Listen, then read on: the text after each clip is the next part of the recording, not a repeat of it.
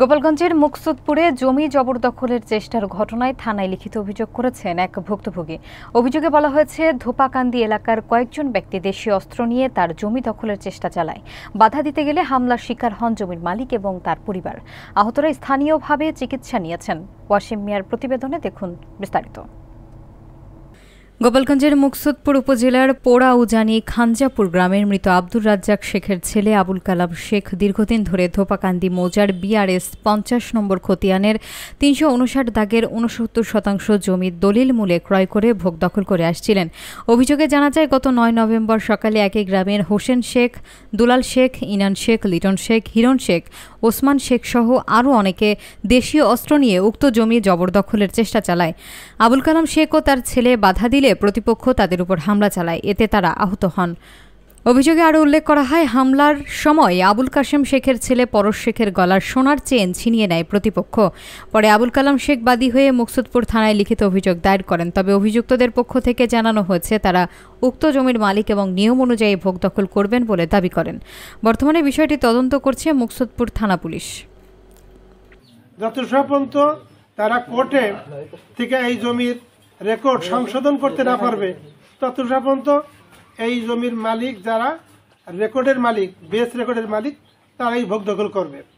সেই অনুপাতে গতকালকে সালিশ হওয়ার পরে সবাই বলছে, তাহলে তোমরা এখন জমিতে যাইতে পারো।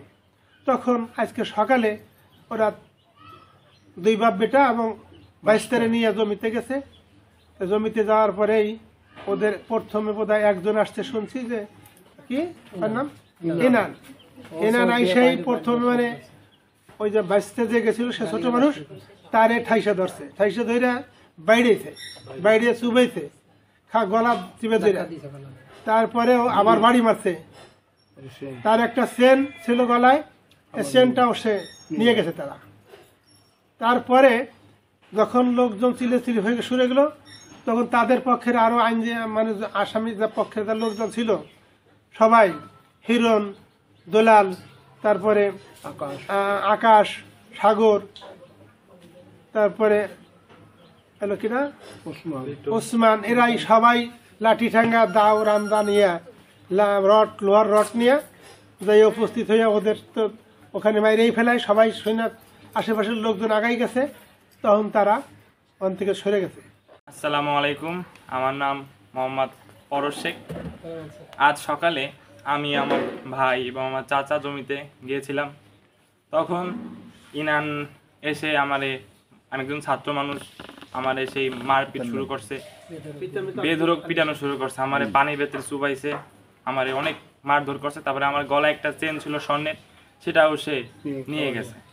এরপর তার ভাইরা আমার চাচাকে, আমার ভাইরে মারছে, মানে অনেক, মানে তারা একটা প্রভাব প্রকাশ করছে, সেখানে খুব গালাগালি করছে। সেখানে আমরা কোন রকম সেখান থেকে আসছি বেঁচে, এ বলে আমি বক্তব্য শেষ। আপনার কি হয়েছে? আমরা জমিতে আমার বাবাকে নিয়ে, ছোট ভাইকে নিয়ে গেছি, 10-15 মিনিট কাজ করতেছি আমরা। এর ভিতর দেখে ওরা মাঠে ছিল, বিলে ছিল, ওরা হয়তো নৌকা দিয়ে আসতেছে আর গালি গালাজ করে বলতেছে, এই কোন শুয়ে বাচ্চারা, কারা এখানে জমিতে আইছে, মাইরে শোয়াই ফেলাবো। এরপর আসার পরে ওরা হাতে ছিল একটা বড় চৌরির মতো, ওইটা দিয়ে আসে মানে বাড়ি শুরু করে দিয়েছে।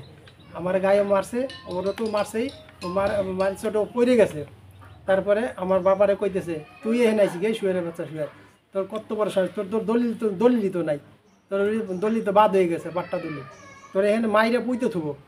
এইভাবে করার পরে আমার আব্বা কত, তুই কোনো কথা হইস না, আমি দেখতেছি। আমি আমার নিয়ে, আমার হাতে একটা এই ছিল ওই যে দলথোড়া, যে টানার জন্য, ওইটা নিয়ে আমি স্ট্রং খাড়াই রয়েছি। বাস, আমি ওর কিছু বলি এটা নিয়ে, আমি খালি বলছি যে তুই কথা একটু সংযতভাবে বল, এখন তো আমি কাজ করতেছি, আমি তো খাড়াই আছি।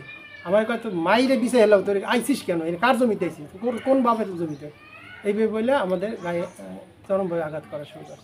তারা রামদানি অনেক হুমকি দামকি আমাদের দিছে, আমাকে, আমার চাচাকে, সবাই। মামুনকে এই জমি রেকর্ড হয়েছে, তাদের দলিল আছে, আপনি 82 বছর তারা খাইতেছে, আমি হুট করে যাইতে পারবেন না। এটা কোনো আইনের কোনো ব্যাখ্যাও নাই, কোনো বিধানও নাই। আপনি যদি ওই জমিতে যাইতে চান, আপনার আইনের মাধ্যমে আসতে হবে। আপনি BRS রেকর্ড কাইটে আসে, তারপর আপনি জমিতে ঢুকতে পারবেন। আর এই যে খাইতে যদি বাধা দেয়, প্রয়োজনে থানা আসে আপনার জমি আপনাকে আমরা বুঝেই দিই, এইভাবে তাকে বুঝে নিয়েছি। তাও সে মানবে কিনা বলা যায় না।